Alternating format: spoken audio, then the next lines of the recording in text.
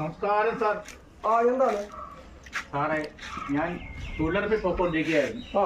ഇപ്പൊ എനിക്ക് ജോലി ചെയ്യാൻ എന്റെ കൈക്ക് ഭയങ്കര ആവുന്നില്ല. അതുകൊണ്ട് എന്തൊരു ഒരു ഉപകാരം ചെയ്യണം. ഓഹോ, ഞാൻ എന്ത് കാര്യം? ഒരു കാര്യം ചെയ്യാം. ഒരു കൊലക്കേസില് 2 കണ്ടാലറിയാവുന്ന പ്രതികളെ കിട്ടാനുണ്ട്. അതിനകത്ത് 1-ാം പ്രതിയായിട്ട് ഞാൻ ചേട്ടനെ വെച്ചൊരു സ്റ്റാറ്റിസ്റ്റിക്സ് ഇറക്കിയിട്ടാം. ചേട്ടൻ അപ്പോഴേ 620 രൂപ വെച്ച് ഒരു ദിവസം കിട്ടും. അപ്പോൾ 10 വർഷം കിടന്നു കഴിയുമ്പോൾ ഒരു 22 ലക്ഷം രൂപയുമായിട്ട് ചേട്ടന് അടിപൊളിയായിട്ട് ഇങ്ങോട്ട് വരാം. 1-ാം തരം ഭക്ഷണം ആഴ്ച 3 ദിവസം, ചിക്കൻ, ബീഫ്, മട്ടൻ, രാവിലെ ചപ്പാത്തി, വൈകിട്ട് ചായ. ഒരസുഖം വന്നാൽ നോക്കാൻ പോലീസുകാരായിരിക്കുന്നത്.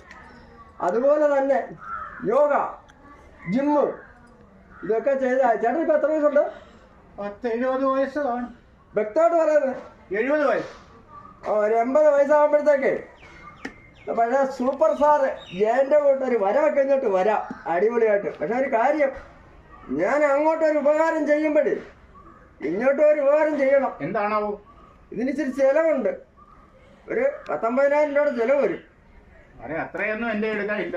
എനിക്കല്ല, ഇത് മേളിൽ ഉള്ളവർക്കാ. ഒരു കാര്യം ചെയ്യും, ഈ 50,000 രൂപ രാവിലെ ഇങ്ങനെ ഗൂഗിൾ പേ ചെയ്തേക്കണം.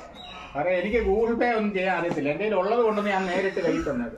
എന്തോന്നാണോ മഷി വരട്ടിയിട്ട് എന്റെ ഈ തൊപ്പി തെറിപ്പിക്കാനാണോ? ഇയാൾക്ക് അത്ര വൈരാഗ്യാണോ? എന്റെ തൊപ്പി തെറിപ്പിക്കാനാണോ? അപ്പോൾ ഒരു കാര്യം ചെയ്യും, രാവിലെ 9 മണിയാകുമ്പോഴത്തേക്ക് ചേട്ടൻ വാ, എനിക്കിപ്പോ തിരക്കുണ്ട്. എന്നാൽ ഒരു കാര്യം ചെയ്യും, പോയാട്ടെ. ശരി, നമസ്കാരം. ശരി.